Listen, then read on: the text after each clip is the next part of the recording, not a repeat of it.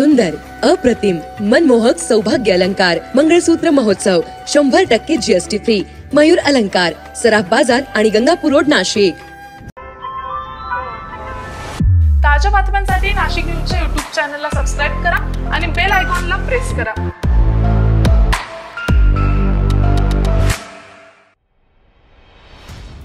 नाशिक जिल्ह्यात पावसानं जोरदार सलामी दिल्यानं गंगापूर धरणात यंदा जूनमध्ये 59.24% जलसाठा उपलब्ध झालेला आहे.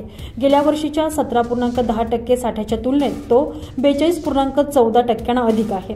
गेल्या वर्षी जुलै, ऑगस्ट, सप्टेंबरमध्ये पिण्याचा पाण्याचा प्रश्न निर्माण झालेला होता. मात्र यंदा पावसानं मेच्या मध्यावरच अवकाळीच्या रूपानं जिल्ह्यात जोरदार हजेरी लावल्यानं धरणात पाणीसाठा वाढण्यास सुरुवात झाली. मेच्या अखेरीस धरणात 44% जलसाठा तर जिल्ह्यात 25% जलसाठा शिल्लक होता. जूनच्या पहिल्या आठवड्यात मान्सूनपूर्व पावसानं हजेरी लावल्यानं गंगापूर धरणातील पाणीसाठा सातत्यानं वाढत आहे. मागील आठवड्यात शुक्रवारी गंगापूर धरणातील जलसाठा थेट 65% वाढल्यानं जिल्हा प्रशासनानं जून अखेर ठेवायच्या पाण्याच्या निकषानुसार विसर्गाचा निर्णय घेतला. मंगळवारी गंगापूर धरणातून 6162 क्युसेस वेगानं विसर्ग सुरू करण्यात आला. यामुळे जलसाठ्यात काहीशी घट झालेली असून 65% जलसाठा सद्यस्थितीत 59% आलेला आहे. तर 1 जूनपासून नांदूर मध्यमेश्वर धरणातून पाण्याचा विसर्ग सुरू करण्यात आला आहे. आतापर्यंत नांदूर मध्यमेश्वरमधून 1,02,793 क्युसेस वेगानं पाण्याचा विसर्ग करण्यात आलेला आहे. आतापर्यंत जवळपास 6 TMC पेक्षा अधिक पाणी हे जायकवाडीकडे रवाना झालेले आहे.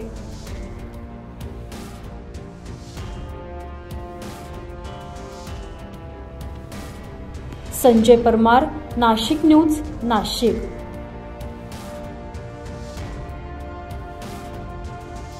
नाशिककरांसाठी जाहीर आवाहन. पावसाळ्यात अतिसार, गॅस्ट्रो, कॉलरा यांसारखे दूषित पाण्यामुळे होणारे आजार होऊ नयेत म्हणून उघड्यावरील अन्नपदार्थ व कापलेली फळे खाऊ नका. पिण्याचे पाणी गाळून 10 मिनिटे उकळून प्या. जेवणापूर्वी व बाळास भरवण्यापूर्वी हात स्वच्छ धुवा. ताक, शहाळ्याचे पाणी, डाळीचे पाणी भरपूर प्रमाणात प्या आणि ताज्या अन्नपदार्थांचे सेवन करा. रोगाची लागण झाल्यास त्वरित डॉक्टरांचा सल्ला घ्या. स्वच्छता पाळा, रोग टाळा. सार्वजनिक आरोग्य विभाग, मनपा, नाशिक द्वारे जनहितार्थ प्रसारित.